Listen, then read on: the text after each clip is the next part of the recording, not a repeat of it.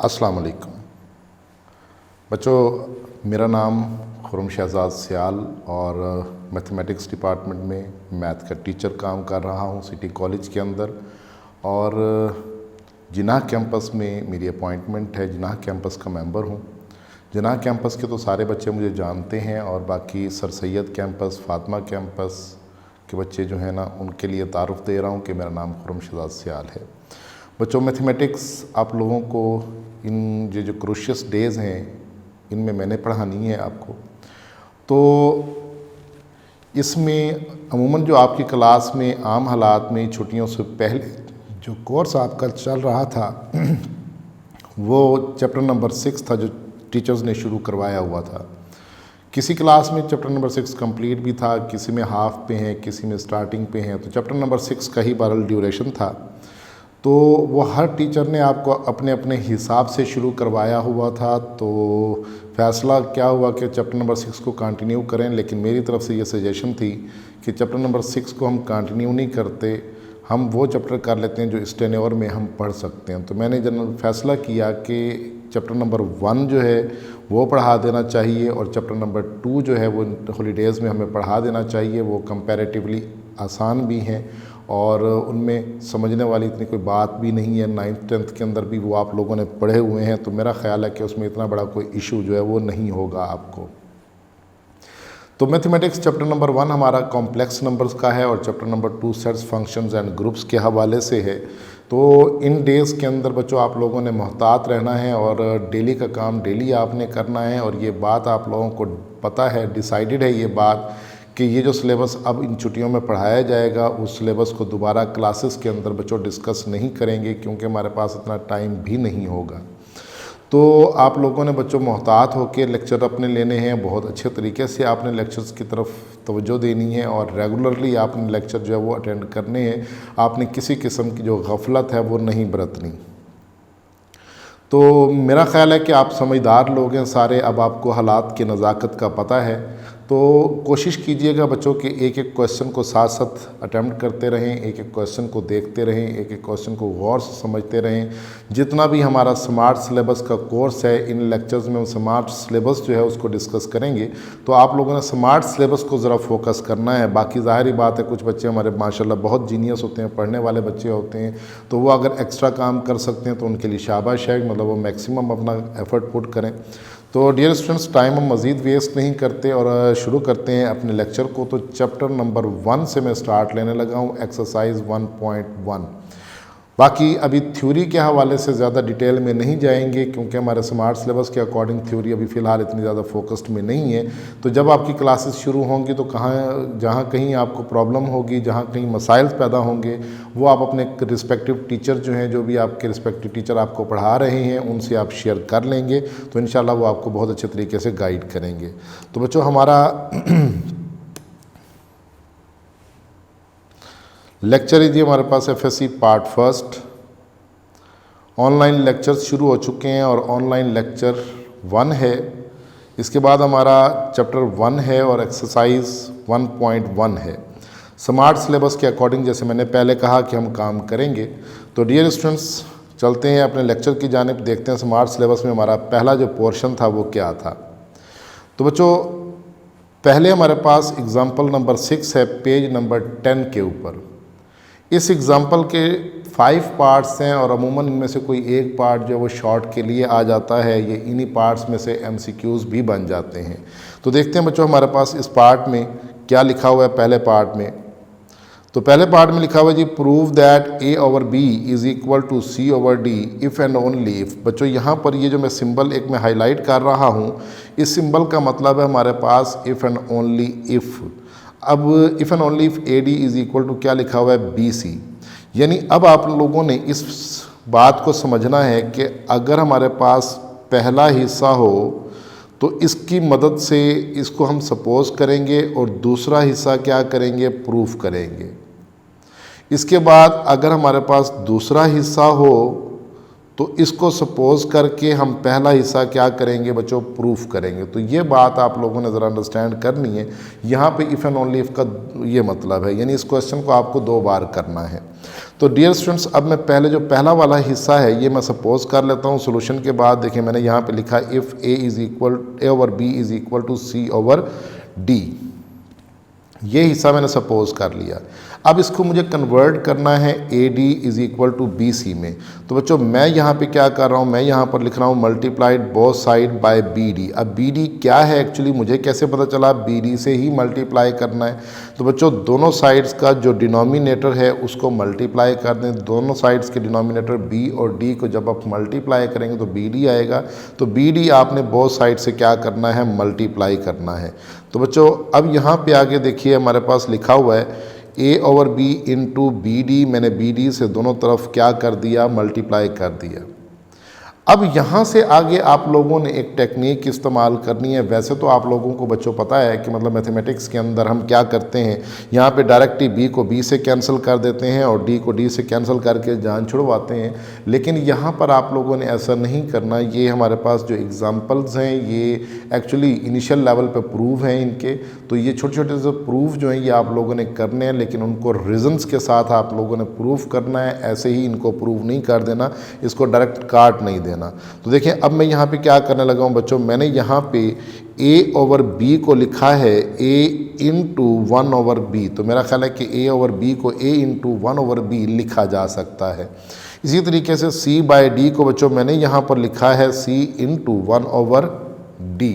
तो अब ये सारा काम करने के बाद अगले स्टेप में मुझे क्या करना है, अगले स्टेप में बच्चों मुझे एक काम ये करना है कि 1 ओवर बी को बी से मल्टीप्लाई कर देना है, यानी 1 ओवर यहाँ पे मैंने यूज़ करना है एसोसिएटिव लॉ।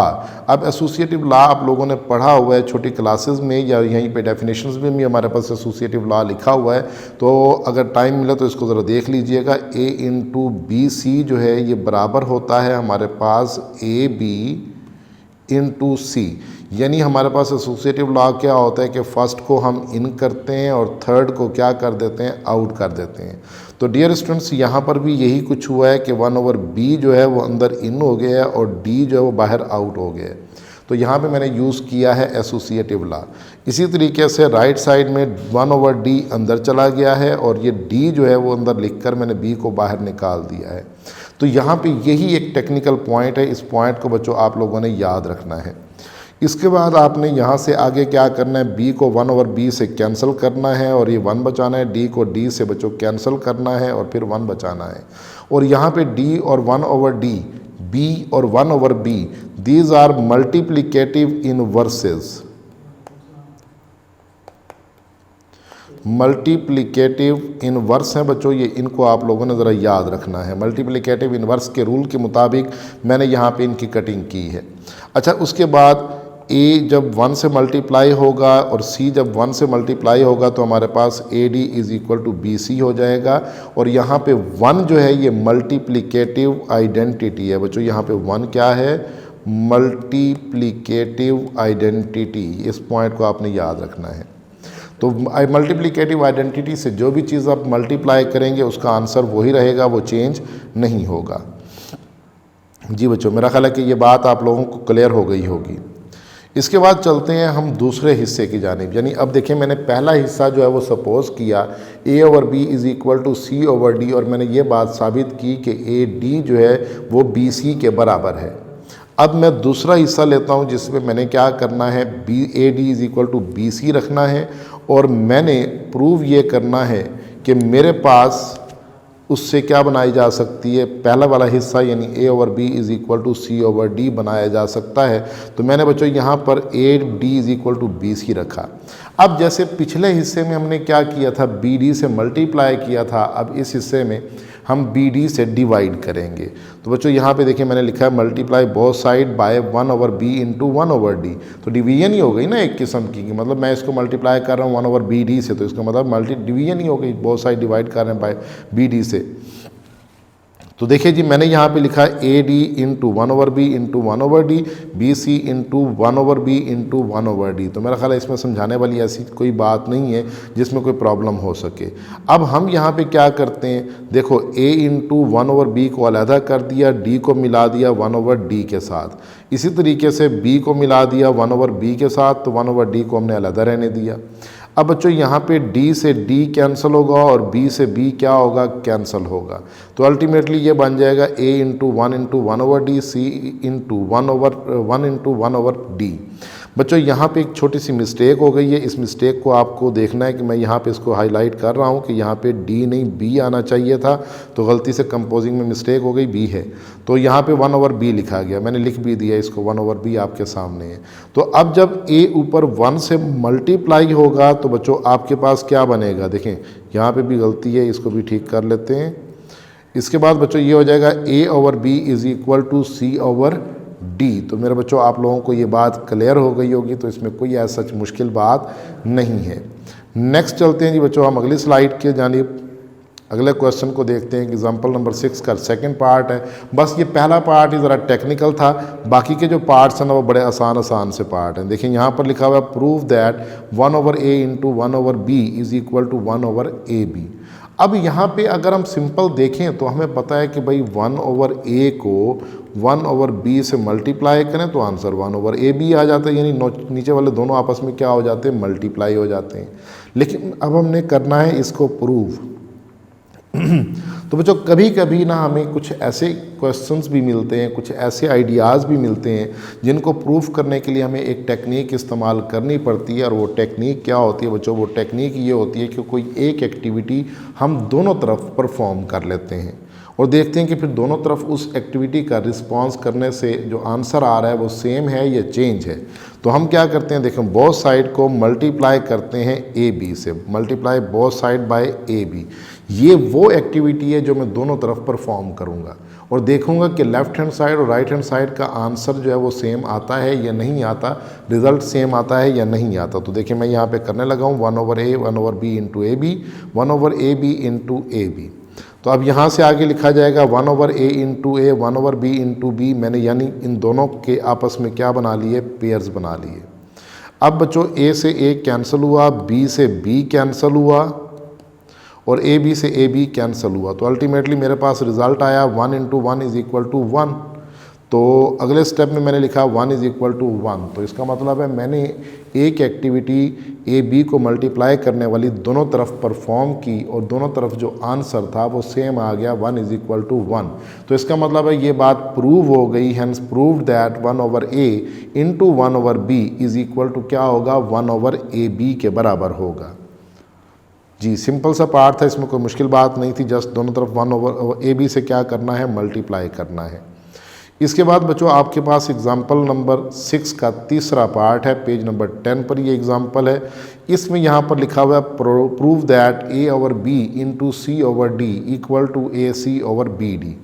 अच्छा बच्चों इसी प्रूफ के आगे बुक के अंदर ये वाली एक लाइन लिखी हुई है जिसको उसने कहा हुआ है rule for product of fraction. ये लाइन उसने ज़रा लिखी हुई है, इस लाइन को आपने फोकस करना है। ये बच्चों इस प्रॉपर्टी का नाम है, ये MCQs के अंदर पूछी जाती है। यानी अगर वो आपको ये प्रॉपर्टी लिख कर देगा तो नाम पूछेगा तो rule for product of fraction है, और rule for product of fraction लिख कर आपसे प्रॉपर्टी पूछेगा तो ये ऑप्शन में a/b इंटू c/d जो है किसी न किसी ऑप्शन में लिखा हुआ होगा। तो यानी इसका MCQ बनता है, इसको याद रखना है। अब बच्चों यहाँ पे आप लोगों ने क्या करना है, लेफ्ट हैंड साइड लेनी है। यहाँ से लेफ्ट हैंड साइड में लिखा हुआ है a/b इंटू c/d। तो डियर स्टूडेंट्स यहाँ पे a इंटू 1/b को अलहदा कर लिया, c इंटू 1/d को अलहदा कर लिया। मेरा ख्याल ये बात आपको क्लियर हो गई होगी। हाँ जी, अब यहाँ से आगे आप लोगों ने क्या करना है, a और c को आपस में मिला देना है, 1/b इंटू 1/d को अलहदा कर देना है। हाँ जी, इनको अलग-अलग कर देंगे। इसके बाद बच्चों हमने यहाँ पे 1/b इंटू 1/d को किस सूरत में लिखा है, 1/bd की सूरत में लिखा है। क्यों लिखा है, क्योंकि पिछले ही पार्ट में हमने ये बात साबित की है कि 1/a इंटू 1/b जो है वो इक्वल है 1/ab के। तो लिहाजा मैंने 1/BD जो है वो इसको लिख लिया। अब ऊपर वाला जो AC है ये ऊपर 1 से मल्टीप्लाई होगा और आपके पास रिजल्ट हो जाएगा AC/BD। तो this is the right hand side. अब देखिए किताब में जैसे ये लिखे हुए हैं एज इट इज़ मैं इनको प्रूफ करता जा रहा हूँ। अगर आपसे ये बाई चांस नोट नहीं भी हो पा रहे तो परेशान होने की बिल्कुल कतन ज़रूरत नहीं है। आप जो है वो बुक के ऊपर से देख लें, टेक्स्ट बुक जो आपकी है वहाँ से देख लें, वो बेहतरीन उसमें लिखा हुआ है। और आपको जो कॉलेज ने किताब दी है उसके अंदर भी ये सारी बातें इसी तरतीब से लिखी हुई हैं, आप वहाँ से भी नोट कर सकते हैं। तो इसलिए नोट करने की ज़्यादा फिक्र आपने नहीं करनी, सिर्फ समझने पर फोकस करना है। इसके बाद बच्चों नेक्स्ट आ जाएगा जी आपके पास एग्जाम्पल नंबर 6 का 4th पार्ट। बहुत इंटरेस्टिंग पार्ट है, छोटा सा पार्ट है। इसमें देखें क्या लिखा हुआ है, prove that A/B is equal to KA/KB होता है। यानी K से मल्टीप्लाई भी कर दें, K से डिवाइड भी कर दें, कोई फ़र्क नहीं पड़ता। तो आप ये अमूमन हर क्वेश्चन में, अक्सर क्वेश्चंस में ये काम आप करते रहते हैं कि जिस नंबर से मल्टीप्लाई करें उस नंबर से डिवाइड भी कर दें तो इक्वेशन को कोई फ़र्क नहीं पड़ता। तो बच्चों इस प्रॉपर्टी को हम नेम असाइन करते हैं गोल्डन रूल ऑफ फ्रैक्शन। क्या नाम देते हैं जी? Golden rule of fraction. तो यहाँ पे golden rule of fraction proof कैसे होता है? सॉल्यूशन में देखें मैंने लेफ्ट हैंड साइड ली A/B। बच्चों A/B को अगर मैं 1 से मल्टीप्लाई कर दूं तो मेरा नहीं ख्याल कि कोई इसमें कोई एरर होगा या कोई गलत बात होगी। तो कोई भी चीज़ 1 से मल्टीप्लाई करें वही चीज़ रहती है। अब मैंने क्या करना है, 1 की जगह K से मल्टीप्लाई भी कर दिया, K से डिवाइड भी कर दिया। आपको पता है अगर K को K से कैंसिल करें तो 1 होता है। तो अब यहाँ से आगे नेक्स्ट हमने क्या करना है, KA/KB करना है। इन न्यूमिरेटर को न्यूमिरेटर से मल्टीप्लाई कर देना है और डिनोमिनेटर को डिनोमिनेटर से मल्टीप्लाई कर देना है। इसका रेफरेंस क्या है? इसका रेफरेंस ये है कि बच्चों अभी मैंने आपको पिछला रिज़ल्ट प्रूफ करके दिखाया है कि A/B इंटू C/D जो है ये बराबर होता है AC/BD के। तो ये भी हमने रिज़ल्ट पीछे वाला प्रूफ किया। तो उस रिज़ल्ट को यहाँ पर इस्तेमाल करके मैंने A को K से मल्टीप्लाई कर दिया और B को K से मल्टीप्लाई करके KA/KB लिख दिया। नेक्स्ट बच्चों मेरे पास एग्जाम्पल नंबर 6 का 5th पार्ट है। बहुत सिंपल सी एग्जाम्पल है। देखिए यहाँ पे हमारे पास पेज नंबर 10 पे यही एग्जाम्पल है। तो इसमें लिखा हुआ है prove that A/B divided by C/D equal to होगा AD/BC। और इसका नाम है जी हमारे पास rule for quotient of fraction. जी बच्चों अब इसमें आपने क्या करना है, लेफ्ट हैंड साइड लेनी है, इसमें भी आपने, और लेफ्ट हैंड साइड में A/B इंटू C/D से हमने क्या किया कि BD से मल्टीप्लाई भी कर दिया और BD से डिवाइड भी कर दिया। और यहाँ पे मैंने देखो रेफरेंस भी लिखा हुआ है कि मैंने यहाँ पे गोल्डन रूल ऑफ फ्रैक्शन जो है वो इस्तेमाल किया है। तो इसको आप लोगों ने ज़रा देखना है, गोल्डन रूल को जिस चीज़ से मल्टीप्लाई किया उस चीज़ से डिवाइड कर दिया, BD से मल्टीप्लाई BD से डिवाइड कर दिया। आगे बच्चों इसकी तरतीब ज़रा आपने थोड़ा सा फैला के लिखना है। तो आप लोगों ने लिखना है A into 1/B into B into D। ऊपर वाले हिस्से में ज़रा मैंने इसको एक्सपेंड कर दिया, नीचे वाले हिस्से में C into 1/D into D into B कर दिया है। अब ये B से B को कैंसिल करेंगे और D को D से कैंसिल करेंगे तो अल्टीमेटली आपके पास A इंटू 1 इंटू D और C इंटू 1 इंटू D आ जाएगा। और इनको जब आपस में मल्टीप्लाई करेंगे तो AD/BC इसकी राइट हैंड साइड क्या हो जाएगी, प्रूफ हो जाएगी। तो बच्चों नेक्स्ट आते हैं जी हम एक्सरसाइज की जानिब। प्रॉपर्टी में 5 जूस थे वो हमारे मुकम्मल हो गए। अब हम आते हैं एक्सरसाइज 1.1 की जानिब। तो इसमें जो क्वेश्चन स्मार्ट सिलेबस के अकॉर्डिंग दिए गए हैं वही क्वेश्चन हमने डिस्कस करने हैं। बाकी जो दोस्त मैक्सिमम क्वेश्चन अटैम्प्ट करना चाहते हैं, ज़्यादा करना चाहते हैं, वो ज़्यादा कर लें, ठीक है। तो ये तो करने ही करने हैं ना। मैंने स्मार्ट सिलेबस के अकॉर्डिंग जितने भी क्वेश्चंस थे वो सारे के सारे डिस्कस कर दिए ताकि आपको किसी क्वेश्चन में प्रॉब्लम ना आए और आपको सोचना ना पड़े। तो डियर स्टूडेंट्स पहला क्वेश्चन नंबर 1 है हमारे पास।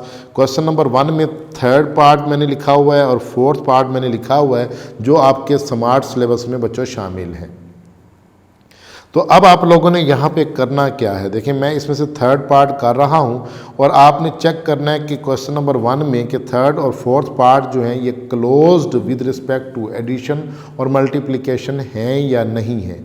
अब क्लोज्ड हम किस तरीके से चेक करते हैं, तो देखो बच्चों मैंने पार्ट नंबर 3 लिया है, पार्ट नंबर 4 मैं चाहूँगा कि आप इसको कीजिएगा। तो पार्ट नंबर 3 में देखिए मैंने लिखा हुआ है कि first we check closure property with respect to addition. अब क्लोजर प्रॉपर्टी होती क्या है एडिशन के लिहाज से, मैं यहाँ पर मेंशन करने लगा हूँ। ज़रा ऊपर देखिएगा, ये लिखा जा रहा है आपके डिस्प्ले पे मेरे राइट साइड पे। ये देखें यहाँ पे मैं लिख रहा हूँ जी ए एंड बी, आप दो मेंबर्स लें किसी सेट के और उनको ऐड कीजिए ए प्लस बी। आंसर जो है वो कहाँ जाए, वापस एस में चला जाए, तो हम कहते हैं कि एस क्लोज्ड है with respect to addition. G closed है विद रिस्पेक्ट टू एडिशन। तो अब मुझे एस को चेक करना है कि क्लोज है या नहीं है। तो बच्चों पहली प्रॉपर्टी मैंने एस से 0 और 0 दो एलिमेंट ले लिए। अब बच्चे यहाँ पे पूछते हैं कि सर 0 तो एक दफ़ा है, आपने यहाँ पे 2 दफ़ा 0 क्यों लिया है। तो डियर स्टूडेंट्स, ये बात आप लोगों को समझनी पड़ेगी कि किसी भी सेट के एलिमेंट को हम एक से ज़्यादा बार इस्तेमाल कर सकते हैं, उसमें किसी किस्म का कोई हर्ज नहीं है। और मैंने जब क्लोजर प्रॉपर्टी चेक करनी है तो तमाम केसेस चेक करके देखने हैं। तो यहाँ पे केसेस बनेंगे कैसे बच्चों, सेट के अंदर देखो 2 एलिमेंट्स हैं, तो केसेस जो बनेंगे वो बनेंगे हमारे पास, मैं यहाँ पर लिख देता हूँ cases is equal to 2 raise to power 2, यानी नीचे एलिमेंट्स हैं ऊपर उनका स्क्वायर है, जितने एलिमेंट्स होंगे उसका स्क्वायर ले लें। तो केसेस आ गए 4, तो 4 केसेस बनेंगे हमारे पास। तो मैंने पहला केस लिया 0 और 0 बिलोंग्स टू एस, दोनों को ऐड किया 0 प्लस 0, आंसर आ गया 0 जो कि एस के बराबर है, एस से बिलोंग कर रहा है। इसी तरीके से दूसरा मैंने केस लिया 0 और -1 का, इन दोनों को मैंने ऐड किया, रिज़ल्ट आया -1, -1 भी एस के अंदर मौजूद है। इसी तरीके से तीसरा केस मैंने लिया बच्चों -1 और 0 का, 0 एस से बिलोंग करवाए, -1 प्लस 0 करेंगे तो आंसर होगा -1 बिलोंग कर जाएगा एस से। इसी तरीके से चौथा केस आप लेंगे -1 और -1, ये 2 दफ़ा बिलोंग करवा लिया एस से, -1 प्लस -1 करेंगे तो बच्चों आंसर आ जाएगा -2, वो यहाँ पे एस में शामिल नहीं है। तो इसका मतलब है पहली 3 प्रॉपर्टीज़ बच्चों 3 प्रॉपर्टीज़ होल्ड कर रही हैं, फोर्थ वाली होल्ड नहीं कर रही। तो इसका मतलब ये हुआ हमारे पास कि ये सेट क्लोज्ड नहीं है with respect to multiplication, addition के लिहाज से। तो तमाम जितने भी हमारे रिजल्ट्स हैं वो सारे के सारे होल्ड करने चाहिए। अगर एक भी होल्ड नहीं करेगा तो इसका मतलब है कि फिर वो क्लोजर प्रॉपर्टी जो है वो वैलिड नहीं होगी। इसके बाद आते हैं नेक्स्ट बच्चों मल्टीप्लिकेशन की जानिब। तो मैंने यहाँ पर लिख दिया so S is not closed with respect to addition. इसके बाद आते हैं now we check closure property with respect to multiplication. अब जो काम आपने सारा एडिशन के लिहाज से किया है वही काम आपने सारा मल्टीप्लिकेशन के लिहाज से करना है कि ए और बी 2 एलिमेंट लिए एस से, इम्प्लाइज दैट उनका जो प्रोडक्ट है वो अगर एस में जाता है तो एस क्लोज्ड होगा विद रिस्पेक्ट टू मल्टीप्लिकेशन, वरना क्लोज नहीं होगा। और ये फॉर ऑल की प्रॉपर्टी है बच्चों, ये याद रखिएगा, फॉर ऑल की प्रॉपर्टी है इन तमाम केसेस। तो अब यहाँ पर देखें मैंने पहला केस 0 लिया, 0 0 बिलोंग्स टू एस करवाया, तो 0 इंटू 0 आंसर आया 0, 0 बिलोंग्स टू क्या कर गया, एस कर गया। इसके बाद नेक्स्ट 0 इंटू -1 वो 0 आ जाएगा, वो भी एस से बिलोंग कर रहा है। -1 इंटू 0 वो भी 0 आ रहा है, वो भी एस से बिलोंग कर रहा है। इसका जो फोर्थ केस है -1 इंटू -1, इनको मल्टीप्लाई करेंगे तो रिज़ल्ट आएगा 1, और ये 1 जो है एस से बिलोंग नहीं कर रहा। तो इसका मतलब है कि क्लोजर प्रॉपर्टी यहाँ पर बच्चों होल्ड नहीं करती मल्टीप्लिकेशन के लिहाज से, क्योंकि 3 केसेस होल्ड कर रहे हैं, फोर्थ नहीं कर रहा। अगर फॉर एग्जांपल कहीं पे 100 केसेस होंगे, 99 केस होल्ड कर जाएं, 100s वाला होल्ड ना करे तो इसका मतलब है कि उसमें क्लोजर प्रॉपर्टी इस्तेमाल नहीं हो सकती, वो सेट क्लोज्ड नहीं हो सकता। तो चलते हैं जी नेक्स्ट, हम अगले क्वेश्चन की जानिब देखते हैं जी हमारे पास अगला क्वेश्चन कौन सा है।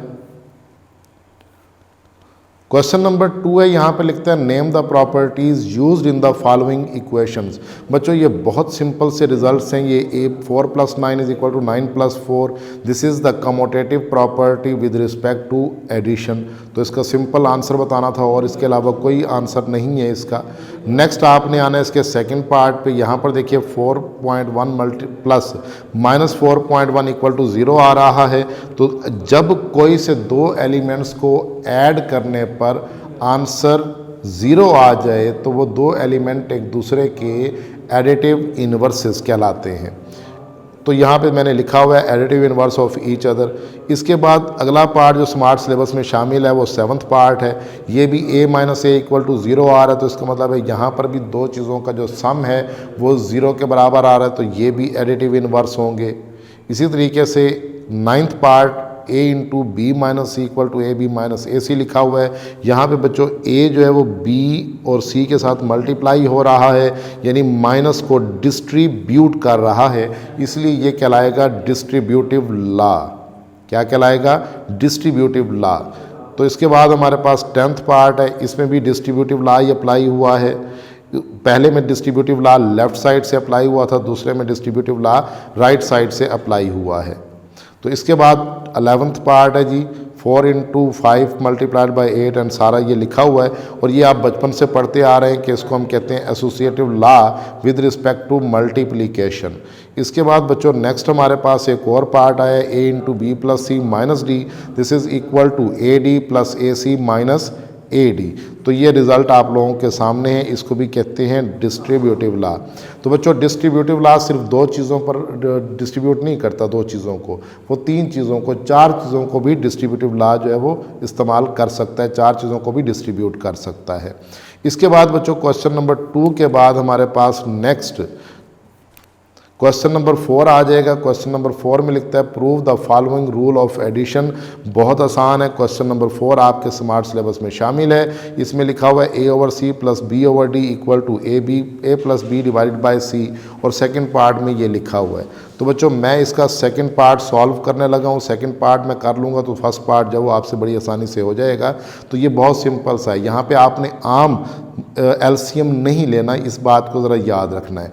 यहाँ पे आप लोगों ने करना क्या है, देखो दोनों को फ्रैक्शंस को लेफ्ट हैंड साइड लेकर 1 से मल्टीप्लाई करना है। a ओवर b को 1 से मल्टीप्लाई किया, c ओवर d को 1 से मल्टीप्लाई किया। इसके बाद 1 को लिखेंगे d ओवर d, और फिर 1 की जगह दूसरे 1 की जगह b ओवर b लिखेंगे। ये क्यों किया है? ताकि हमारे पास दोनों का जो डिनोमिनेटर है बच्चों वो सेम हो जाए। जब वो सेम हो जाएगा तो हम इसको सेपरेट करके लिख देंगे 1 over B D, 1 over B D, separate करके अलहदा लिख दिया। इसके बाद ये 1 over B D by using the distributive law हमने कॉमन निकाल लिया। नेक्स्ट ऊपर वाली ब्रैकेट 1 से क्या कर दी, मल्टीप्लाई कर दी, तो रिजल्ट आ गया A D plus B C over B D, this becomes the right hand side. तो बच्चों यहाँ पे जो इसका फर्स्ट पार्ट है वो स्टार्ट ही यहाँ से होना है, यहाँ से फर्स्ट पार्ट जो है वो स्टार्ट होना है। तो आप लोगों ने उसको कर लेना है, मेरा ख्याल है कि आपसे बड़ी आसानी से हो जाएगा।